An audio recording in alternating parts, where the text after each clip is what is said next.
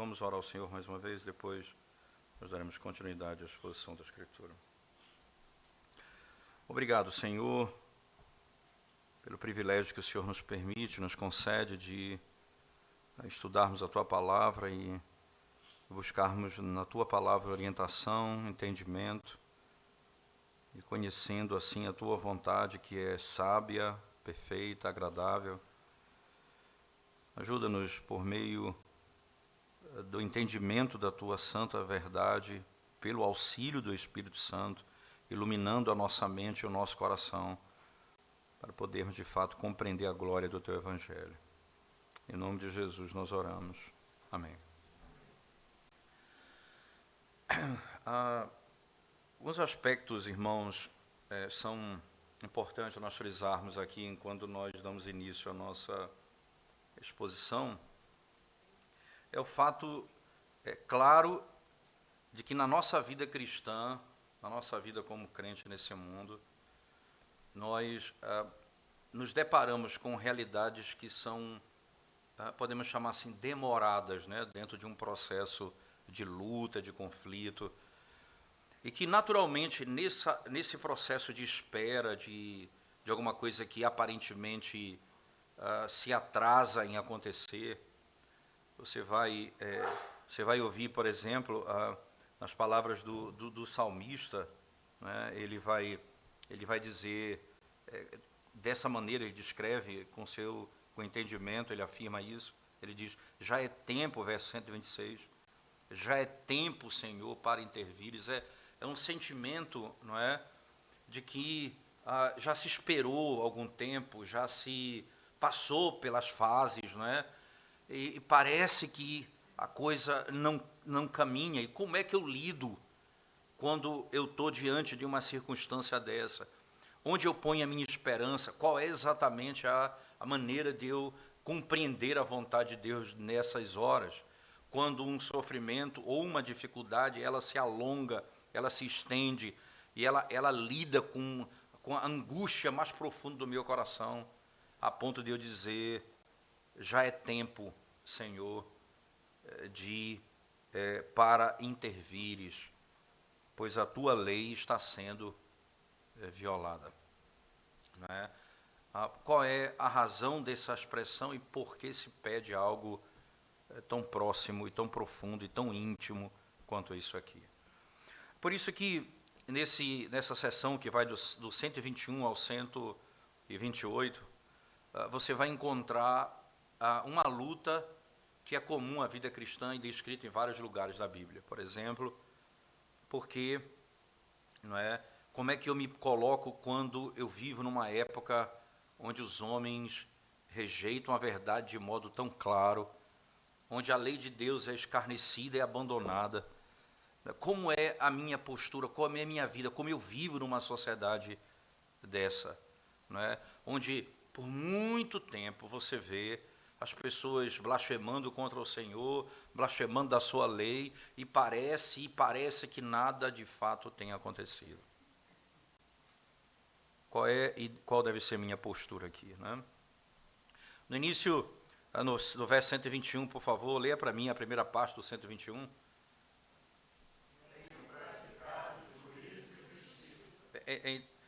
Só para você entender, eu tenho praticado juízo e a segunda parte, ele fala: não me entregue aos meus opressores. Aparentemente, não é, Davi aqui, ele está usando como base do seu pedido um mérito, parece estranho até. Não é? Eu tenho julgado, ele diz assim, eu tenho, não é, de fato, eu tenho feito juízo e justiça, eu tenho praticado o que é reto. Por isso, então não me entregue nas mãos dos meus opressores, ou coisa dessa natureza. Que base, e por que Davi pede isso, irmãos? Ele implora claramente, pedindo a ajuda de Deus contra os ímpios, é o que ele está descrevendo aqui. E esses ímpios têm angustiado a vida dele de modo profundo.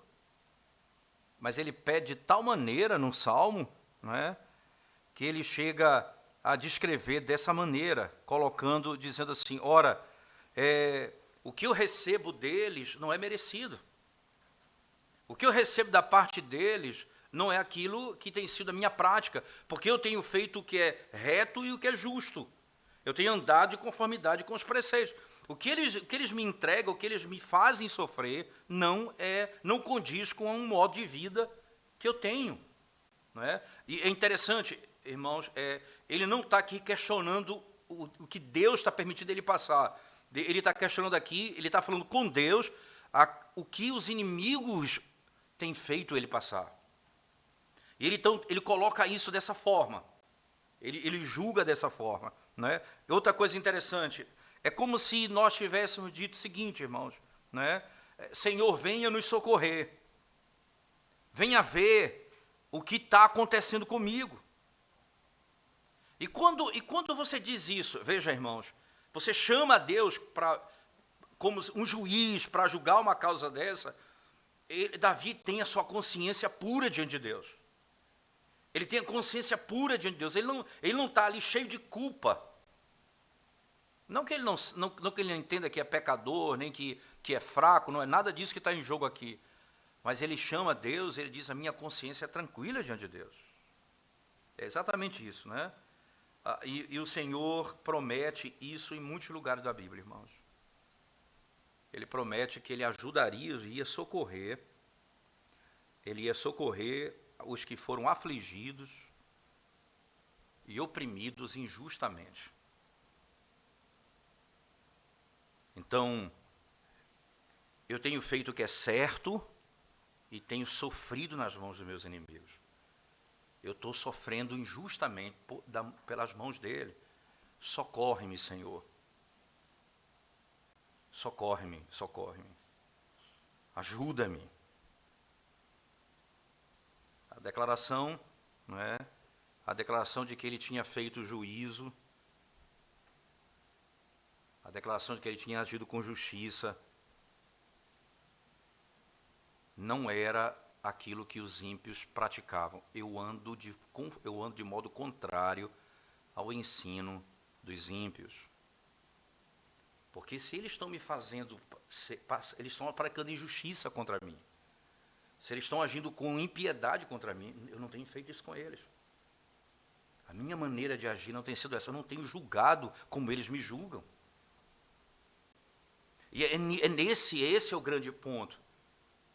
Eu não tenho sofrido pelas causas, não é, que eu deveria sofrer, porque eles estão me fazendo passar por injustiça. Por injustiça. E ele se manteve, e aqui é maravilhoso pensar, Calvino vai dizer isso no seu comentário, diz assim, é uma declaração que todo comentarista, quando vai lidar com esse verso 121, eles vão discutir o uso da justiça, do mérito próprio, e todo mundo vai chegar num ponto que não é mérito que ele está discutindo aqui, que Deus vai ouvir por causa dos seus méritos, nada disso. Tanto é que na sequência do Salmo, ele vai usar muito a misericórdia, a graça, ele vai usar muito essa linguagem lá embaixo. O que Calvino destaca aqui, que eu acho que é primoroso na maneira de Calvino entender esse texto, não é? Ele está dizendo o seguinte, e essa é a palavra dele, não é? Veja, mesmo eles praticando a injustiça comigo, eu nunca tornei ou mudei ou dei as costas à tua lei. É uma outra maneira de dizer isso. Ele diz, eu me apego à tua lei, eu amo a tua lei. Em outros momentos ele vai dizer isso aqui, ele usa essa outra linguagem para falar exatamente a mesma coisa. Enquanto eles estão agindo assim comigo, isso não tem sido motivo para que eu pratique a mesma coisa com eles ou com os outros.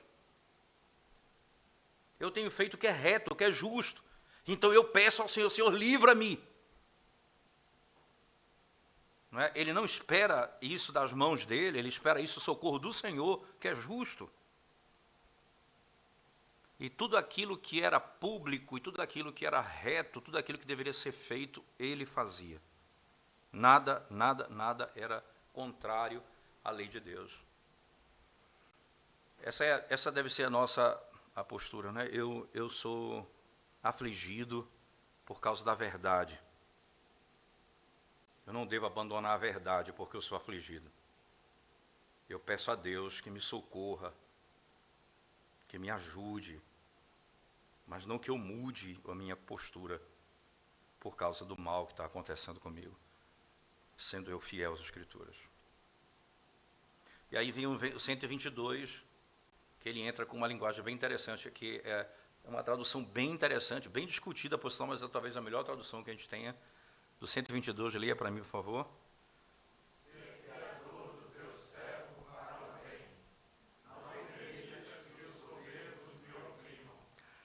Que interessante, ser fiador do teu servo para o bem. O que ele está dizendo aqui, irmãos?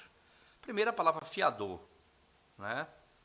É aquilo que você dá como segurança de que vai receber alguma coisa ou vai pagar alguma coisa, certo? É uma segurança, é um penhor, né? E aí, no caso, ele é o fiador particularmente. E é uma linguagem bem interessante porque, não é, o que ele chama Deus para ser? Veja, preste atenção, eu estou agindo certo, eu estou agindo de acordo com a tua lei, e eles têm me feito mal, me socorre. E aí ele pede a Deus, então seja o fiador disso, Senhor. Porque, então, esse é o penhor, essa é a certeza que eu tenho. Se o Senhor fizer, eu vou receber o bem. Essa é a minha garantia não está neles. Nem está na minha própria bondade, nem na minha justiça, nem na minha retidão, está no Senhor. O Senhor é o meu penhor. O Senhor é o meu fiador. O Senhor é quem deu o nome para resolver isso. A maneira como o texto se coloca nos ajuda a entender isso de maneira bem clara. Ele diz metaforicamente o seguinte, irmãos, né? O Senhor se torna fiador, metaforicamente, por nós. É como se você estivesse numa dívida impagável e chegasse alguém e disse, eu me coloco como fiador dessa dívida. Eu me coloco como fiador dessa dívida. Ele disse, em outras palavras, eu confio no Senhor que o ímpio não vai exercer essa crueldade contra nós de acordo com o prazer dele. Eu confio no Senhor. O Senhor é o meu fiador. Porque eu sei que todo bem vem do Senhor, eu sei que o Senhor é bom, eu sei que o Senhor ama o seu povo, eu sei que o Senhor, isso já foi mostrado, o Senhor já me socorreu, o Senhor socorreu o seu povo, o Senhor tirou o seu povo da escravidão e levou para uma terra prometida, eu sei disso. Então, o Senhor é meu fiador. E o Senhor é a segurança de que eles não vão fazer o que eles querem contra mim. Essa é a minha certeza, né? O Senhor vai se colocar entre os dois para nos defender e nos salvar. Perfeitamente.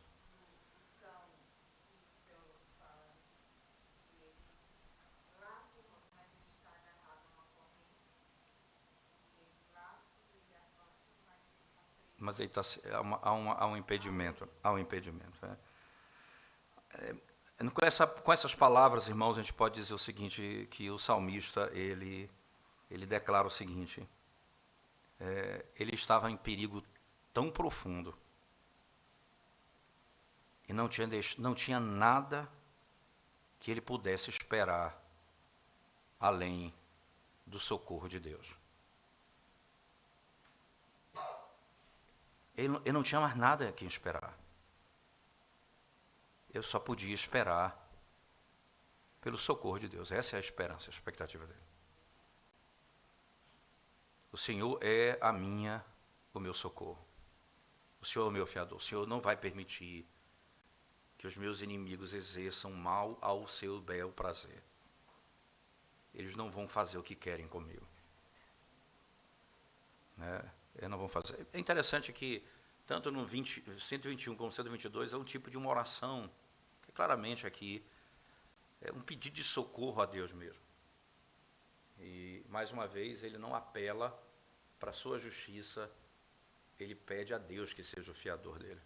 Ele apela para Deus que vai socorrê-lo. Não é ele mesmo, nem a própria justiça. A angústia dele é tão profunda que no 123, irmãos, no 123 ele vai descrever que ele espera, ele olha para a salvação e o olhar dele é sofrido. Como é que diz o 123? Leia para mim.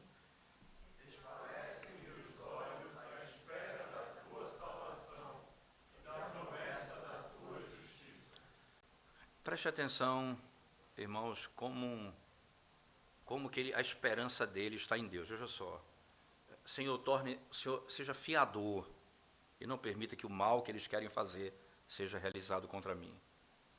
Então, eu estou vendo aqui o caos, eu estou vendo os inimigos avançando, eu estou vendo a injustiça prevalecendo, porque ele começa dizendo, eu faço o que é justo e o que é reto. Mas eu estou vendo prevalecer a injustiça e a iniquidade. Eu estou vendo o mundo no caos. Então, o que eu faço? Ele olha para Deus e aguarda. Há uma expectativa da parte dele. E é tão tenso, o sofrimento dele é tão profundo, que ele chega a descrever que os olhos dele, o que aconteceu com os olhos dele? Desfalecem. Esperando pela salvação. E a parte B? Na promessa da tua justiça. Não é minha, não. Na promessa da tua justiça. Como é precioso, irmãos. A igreja, ela tem onde esperar e em quem esperar. O mundo está perdido, o mundo não tem esperança. Nós temos um olhar fito no Senhor. O sofrimento é tanto que às vezes o nosso olhar desfalece. A angústia que ele passa é tão profunda, né? E não foi um tempo curto, não. É um período tão longo de sofrimento que ele está passando, irmãos, que parece que exauriu sua paciência. E parece que ele não tem mais força. Independente do resultado que esse sofrimento produza no coração dele, ele declara que no meio desse conflito tão duradouro, dessa luta tão demorada, ele nunca caiu em desespero, porque ele não deixou de esperar. Ele não deixou de esperar. Essa é a realidade do crente. Nós temos em quem esperar. E é uma segurança, isso aqui é o princípio, claro, né? Esse olhar para a salvação, né? Não é a ideia de que ele não tinha expectativa, não. Pelo contrário, até porque a parte B do verso fala, ele usa o termo salvação e esperança. Essa é a vida cristã, nós vivemos nessa expectativa. Nós fomos salvos quando nós nem esperávamos por ela. A graça nos alcançou, nos redimindo pelo poder do Evangelho. E então isso nos tornou e nos transformou em homens, mulheres, jovens, adultos e crianças cheios de esperança. E nós temos um olhar fito, nós aguardamos isso diariamente. Nós esperamos a salvação e em todos os conflitos, em todas as lutas, nós temos em quem ir, para onde olhar. Isso revela que a nossa vida continuamente é esperar pela salvação. Não aquela que já veio e já me alcançou, mas aquela que me livra dia a dia e que me faz esperar por aquela que será plena no fim, quando o Senhor voltar de uma vez por todas e nos livrar de todos os nossos inimigos e de toda a prática de injustiça. A sua alma chega a quase desmaiar. É engraçado porque o verbo está no passado, mas ele traduz no presente. Né? O profeta, o salmista diz isso, né? Os olhos estão cansados estão cansados, fadigados, às vezes sem força. Esse olhar indica perseverança, combinado com um ardor sem fim, podemos dizer assim, irmãos. Um ardor sem fim, numa expectativa da chegada desse reino e dessa grande libertação que iria nos alcançar. A linguagem usada pelo salmista nos faz ainda pensar quão glorioso é a expectativa cristã do futuro. É tão certo que mesmo nas batalhas que aparentemente são que nós estamos perdendo, nós não deixamos de ter esperança. Nós não deixamos de ter esperança. Ainda voltando para o nosso ponto central aqui, lendo comigo, volte comigo, leia de novo esse texto, esse mesmo verso, por favor, dos olhos, 123, né?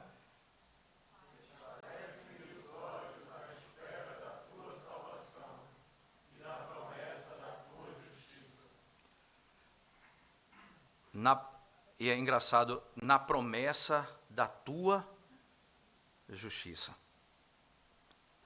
Por que exatamente o salmista aguarda e usa essa expressão, na tua justiça? Veja, eu tenho feito o que é justo e o que é reto. Mas agora a esperança dele não está na justiça dele, mas na justiça de Deus. Essa é a verdadeira esperança do salmista. Não é a minha justiça a minha segurança. O Senhor é o meu fiador. É a tua justiça que eu aguardo. O que eu faço e do modo como eu vivo é simplesmente a descrição gloriosa da minha expectativa e da minha fé. Essa é a linguagem bela que o salmista descreve aqui. O verso seguinte, por favor, alguém pode ler para a gente, o verso 124.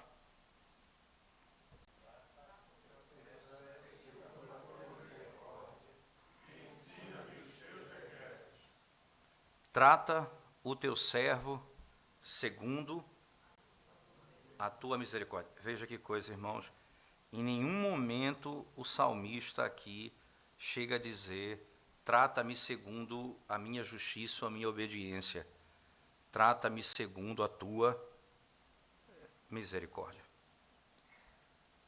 Por que é tão importante, irmãos, para o salmista esse tipo de linguagem, né? Não há confusão na mente do salmista quando ele diz assim: eu faço o que é reto, mas ele não espera por aquilo que ele faz, ele espera pela misericórdia. A misericórdia de Deus, ela não é o modo, ela não produz o modo ímpio de viver. A misericórdia de Deus produz submissão à sua lei. A graça que me redime pela misericórdia de Deus, ela produz amor aos mandamentos do Senhor. Amor aos mandamentos que o Senhor estabelece aqui. Lida comigo segundo a tua misericórdia. Diante dos homens, irmãos, isso era claro. Diante dos homens, ele diz assim: olha, eu tenho feito o que é justo e o que é reto. Mas diante de Deus, ele apela pela misericórdia. Ele diz: olha, eles estão fazendo comigo o que é injusto, porque senão não há injustiça no mundo. Eu tenho agido dessa forma com retidão diante dos homens, mas eu nunca chego diante de Deus dizendo: Senhor, eu apelo pela minha retidão. Ele apela pela misericórdia. Diante de Deus, ele não pode apelar para outra verdade, senão para a misericórdia de Deus. Eu tenho feito o que é reto. E é importante isso, porque o nosso coração ele tem mais alegria nisso, irmãos. Ó Deus, ser misericordioso para comigo, do que apelar para a justiça. Davi, quando ele confessa o seu grave pecado, no Salmo 51, ele começa, dentre os versos iniciais, dizendo: responde-me, Senhor, segundo a multidão da tua misericórdia. Responde-me segundo a multidão da tua misericórdia. Salmo 143, nos versos iniciais, ele diz: Senhor, ouve a nossa oração, dá ouvidos à nossa súplica. Responde-nos segundo a tua fidelidade, segundo a tua justiça. Entende? Responde-me segundo a tua fidelidade e a tua justiça. Aí no verso seguinte: porque na tua presença, Senhor, não há justo nenhum vivente. Verso 2 e 3. Não me responda segundo a minha justiça, mas a tua justiça e a tua fidelidade. Porque diante de ti, entende, irmãos, quando Davi se relaciona com os homens, ele diz: eu tenho agido segundo a retidão. Mas ele não chega para Deus dizendo: me escuta porque eu sou reto. Ele diz: Senhor, seja misericordioso para comigo. Compadece-te de mim. E é isso exatamente que ele está fazendo aqui.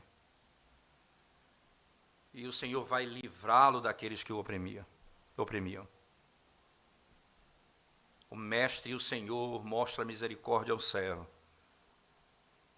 até mesmo quando ele lida com o estrangeiro. O Senhor não rejeita o seu servo, mas ele tem comunhão com ele, de maneira misericordiosa.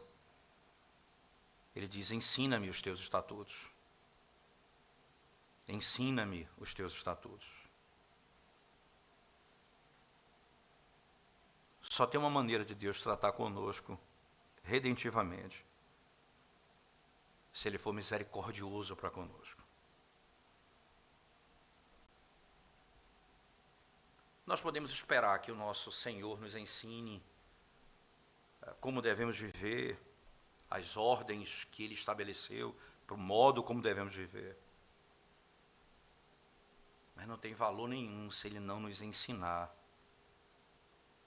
a ignorância, a pecaminosidade estúpida da nossa alma, se nós não aprendermos isso. Nós não faremos nada com a ordem: faça isso, faça aquilo, pratica aquilo outro. Se Ele não me ensinar quão estúpido e pecador eu sou. A lei, ela tem esse papel também. E aí, irmãos, quando ele diz assim: veja como você é iníquo e pecador, agora veja a minha misericórdia. Eu vou lhe ensinar a andar de acordo com os meus mandamentos, a fazer a minha vontade. Citando o Salmo 143 de novo, você vai lembrar que nessa estrutura que o salmista estabelece, ele diz: porque na tua presença não há justo nenhum vivente.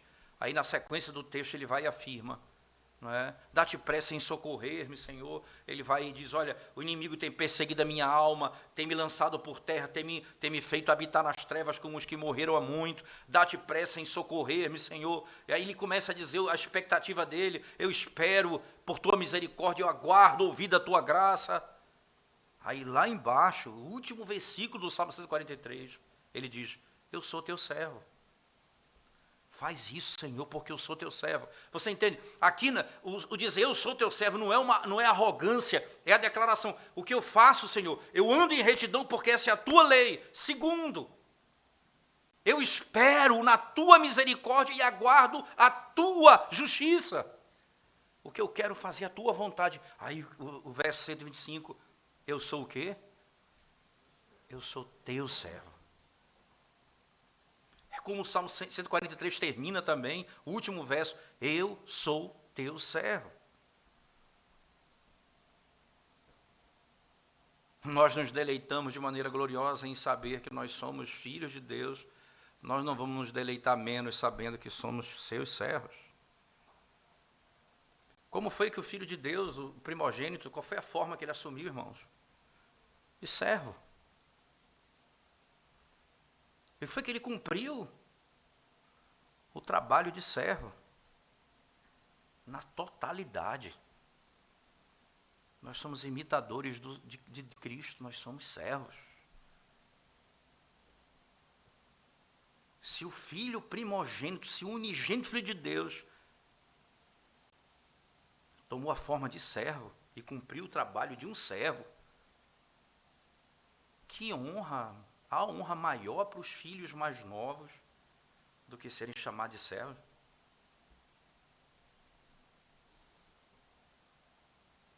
Eu sou teu servo. E aí o que é que ele pede, irmãos, na sequência do 125? Dá-me para que ele sempre busca ensino, eu quero ensino. Mas aqui ele vai um pouco adiante. Ele quer entendimento. Eu preciso confessar que eu sou tolo, irmãos. Então o Senhor me fará sábio. E Ele me dará conhecimento. Eu preciso entender que o meu conhecimento é vazio. E o melhor conhecimento, o melhor entendimento é esse, né? É o conhecimento que nos faz obedecer a Deus de modo perfeito. É que exibe uma fé verdadeira. É exatamente isso que Davi vai desejar. Eu sou teu servo, dá-me entendimento, para que eu possa conhecer os teus testemunhos. Se eu não souber essas coisas, nós viveremos nas trevas, mesmo tendo a luz que é a palavra diante dos meus olhos. Eu viveria nas trevas se eu não tivesse entendimento. É interessante que o salmista não pede a Deus, não é? Ele não pede entendimento por meio de um conhecimento que ele vai adquirir. Mas ele pede ao Senhor primeiro que ele possa ter um dom gracioso do entendimento. Então, ele vai ter a instrução que ele tanto deseja. O dom gracioso do entendimento. Dá-me, concede-me.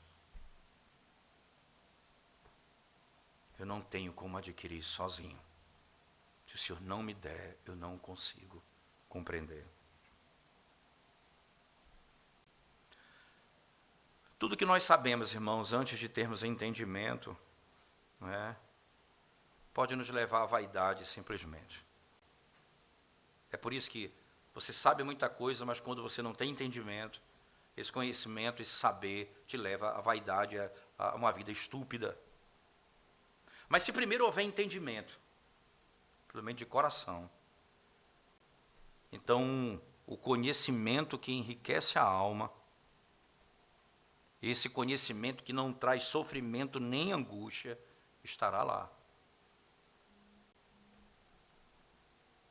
O conhecimento traz pesar, o entendimento que leva ao conhecimento da verdade não traz pesar. Ele traz paz e alegria. Ele traz paz e alegria. Ele sabe o que ele é. E ele sabe o que são os testemunhos do Senhor. E ele sabe que se ele seguir o seu próprio entendimento, ele se apartará da verdade. Ele precisa do entendimento dado por Deus para conhecer os testemunhos do Senhor e saber qual é a vontade dele. É por isso que no 126, leia comigo, por favor, 126.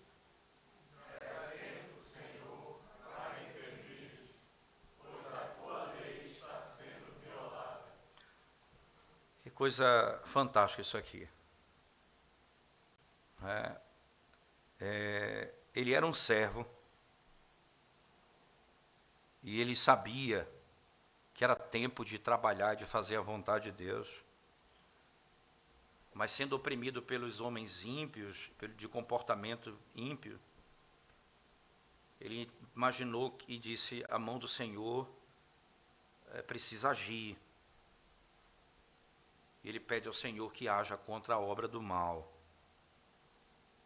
Mas por quê? Porque eles estão fazendo o quê? Contra quem? Eles estão violando a lei do Senhor. Eles estão violando a lei do Senhor. João Calvino, ele comentando esse trecho da Escritura, né, ele diz assim: o nosso zelo é desordenado todas as vezes que o seu princípio de ação é um senso das nossas próprias injúrias, ao invés das injúrias contra a lei de Deus. Nosso zelo é desordenado, nós agimos de modo desordenado e queremos fazer as coisas mais porque nós somos injuriados do que a lei de Deus é injuriada. Nós pecamos contra o Senhor quando o nosso zelo se revela mais porque fizeram contra mim o mal do que contra a lei de Deus. E você vê pessoas, é muito interessante você ver isso. As pessoas que são extremamente altivas, né? Se você pisar no pé delas, qualquer coisa, dá aquele senso de justiça, mas não é exatamente assim que é quando a lei de Deus é tratada com desrespeito. Normalmente, a gente é capaz de bater num filho, disciplinar um filho profundamente e até com certa força, quando ele entra com o pé sujo e pisa num sofá de couro da casa, do que quando ele quebra a lei de Deus. Eu sou capaz de pegar esse menino. A injúria contra os meus bens é muito mais, eu tenho muito mais angústia do que contra a lei de Deus. O salmista diz, porque eles têm se levantado, eles têm injuriado a tua lei. Eles têm injuriado a tua lei.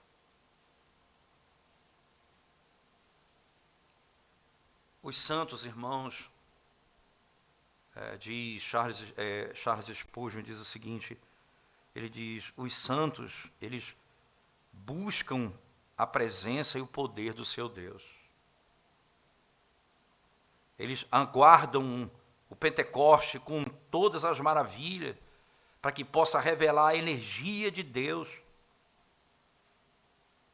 para que o mundo saiba que há um Deus em Israel, que há um Deus no nosso meio, que há um Deus que está conosco.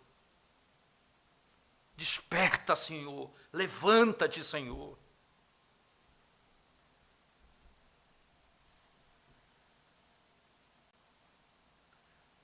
Interessante quando nós pensamos nisso. Lembre-se quando a terra era sem forma e vazia, o Espírito de Deus pairava sobre a face das águas.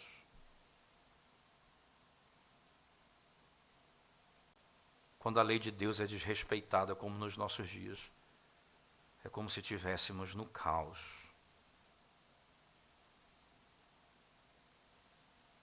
Desordem. Quando Israel foi reduzido no Egito a um pequeno ponto, e parece que o pacto foi totalmente destruído. Então Deus trouxe Moisés com milagres extraordinários. Assim também, quando a igreja do Senhor, irmãos, está sendo pisada, a mensagem dela é rejeitada, nós devemos dizer, mostra a tua mão, Senhor. Estende o teu braço e traga avivamento, para que a verdade seja amada e os homens possam glorificar o teu nome todos os dias. Não é por minha causa,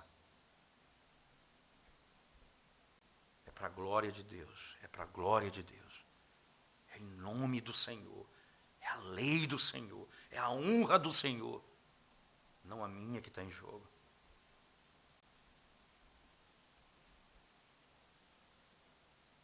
É verdade que nós podemos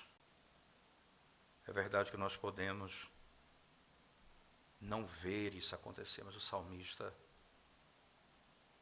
ele tem esperança. Por isso o texto anteriormente diz: meus olhos estão fadigados de esperar por tua salvação. Isso deve ser o mover da nossa alma. Não é apenas uma mera oração. É a fome do nosso coração. É o anseio da nossa alma de ver o Senhor exaltado, glorificado no meio da nossa nação. E para isso a verdade, o ensino, a palavra, o evangelho tem que ser pregado com fidelidade e pureza. E nós devemos viver a vida dessa forma. Calvino, comentando esse texto, ainda diz: embora Deus esconda dos nossos olhos as obras das suas mãos, nós devemos repousar apenas, não é, em suas promessas. Nós devemos descansar apenas nas suas promessas, no que Ele disse que faria.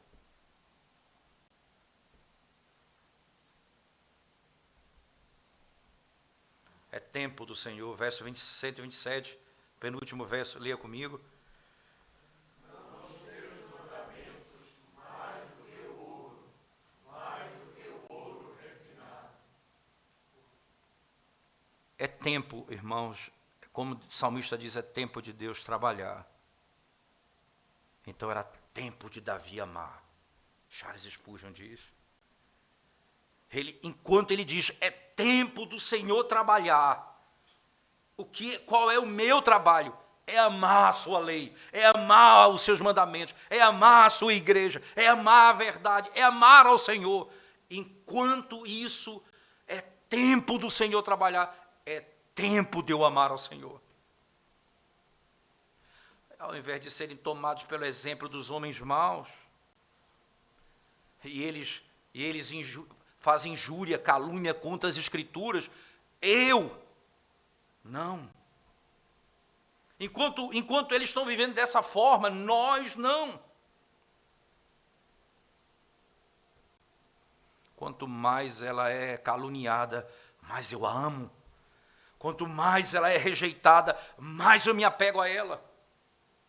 Quanto mais ela é banida das instituições públicas e particulares, mais ela é o centro na minha casa. Quanto mais ele vê a lei de Deus sendo destruída pelos ímpios, o coração dele estava ligado ao coração de Deus, e ele sentiu uma afeição, irmãos, pelos santos preceitos de Deus, como nunca antes. Essa é a marca do verdadeiro cristão. Ele não depende dos outros para a sua verdadeira religião.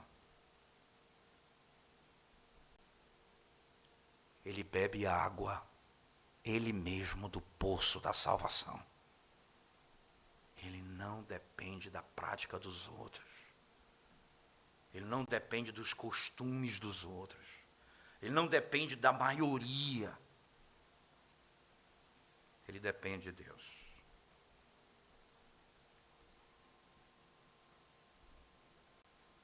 O salmista disse: eu tenho guardado os teus mandamentos, eu tenho feito o que é reto e o que é justo. No início do 121. Agora ele diz: eu os amo. Eu os amo, eu amo os teus mandamentos.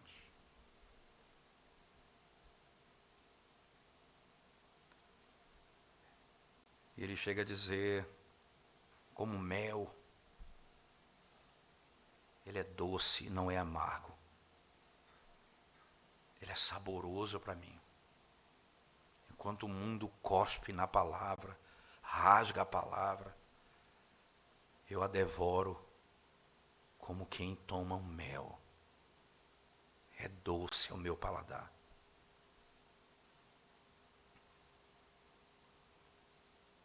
Os teus colegas são tão intelectuais que se tornaram ateus. Apegue-se à palavra. Os teus amigos vivem na prática do pecado e resolveram viver para satisfazer o seu coração. Apegue-se à lei de Deus. Ame as Escrituras. Ame ao Senhor. E aí o 128 termina dizendo, leia por favor, primeira parte.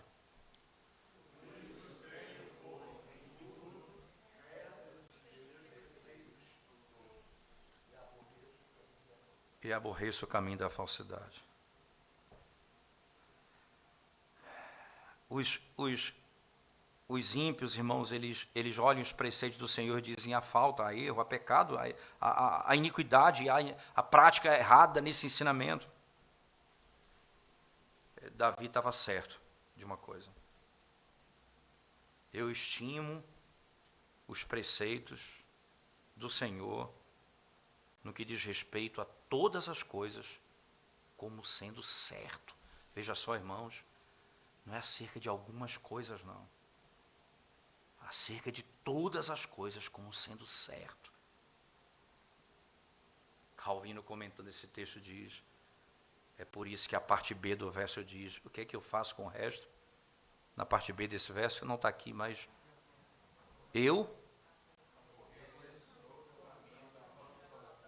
se eu tenho os preceitos do Senhor nessa conta, não tem como eu amar a mentira. Eu aborreço a falsidade.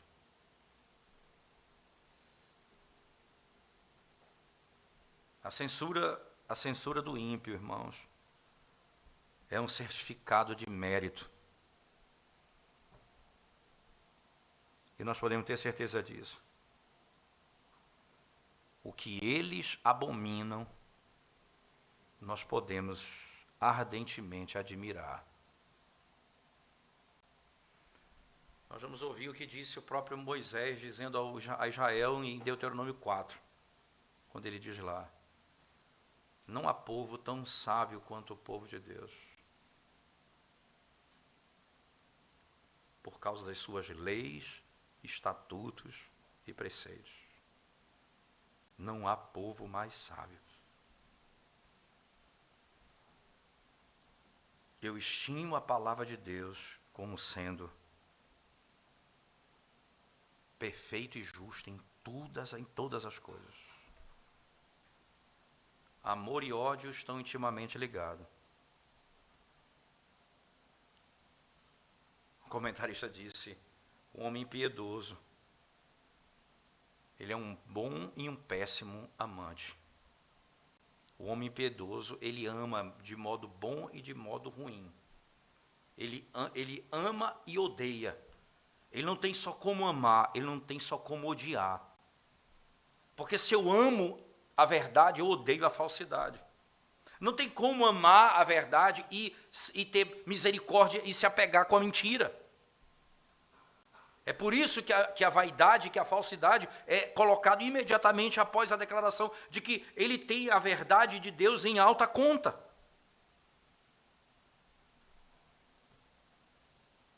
E nós possamos decidir a mesma coisa, irmãos. Decidir a nossa vida dessa forma.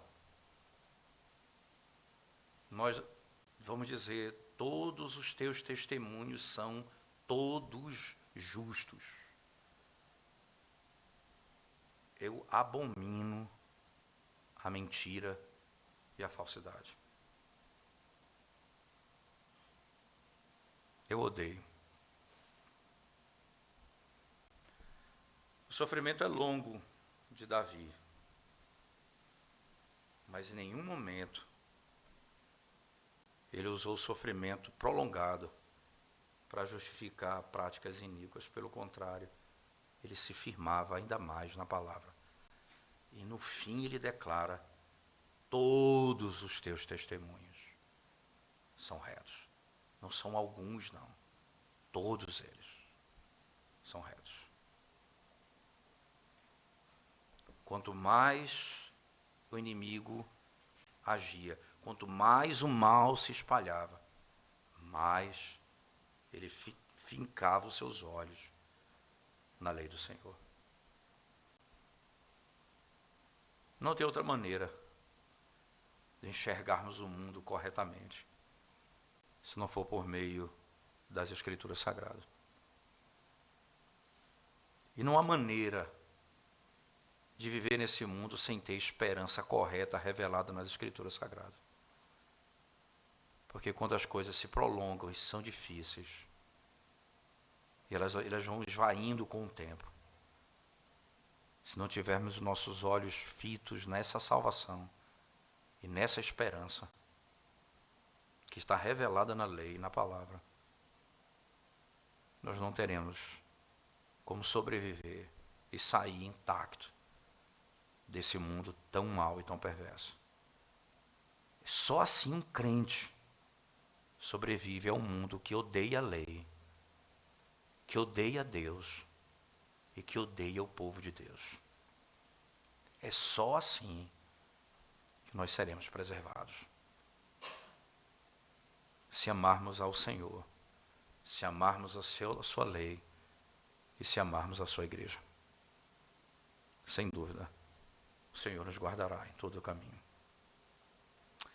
Vamos orar ao Senhor, mais uma vez, vamos curvar nossa cabeça por algum instante, em oração silenciosa.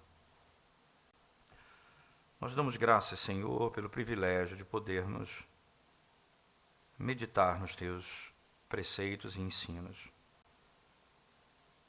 Nós sabemos o quanto nós somos pequenos, fracos e pecadores. E como facilmente o nosso coração olha para o lado e se esquece de olhar para o Senhor e para a Tua verdade, que revela acerca da Tua glória e da Tua obra. Como facilmente nós nos apegamos às coisas desse mundo. E como facilmente a luta dessa vida tende a nos desanimar a ponto de deixarmos de seguir ao Senhor. Ajuda-nos para que em meio a todas essas circunstâncias, a nossa esperança seja colocada fielmente no Senhor, na Tua revelação, na Tua palavra, para o nosso bem, Senhor, para o louvor da Tua glória. É o que nós te pedimos em nome de Jesus. Amém, Senhor Deus. Amém.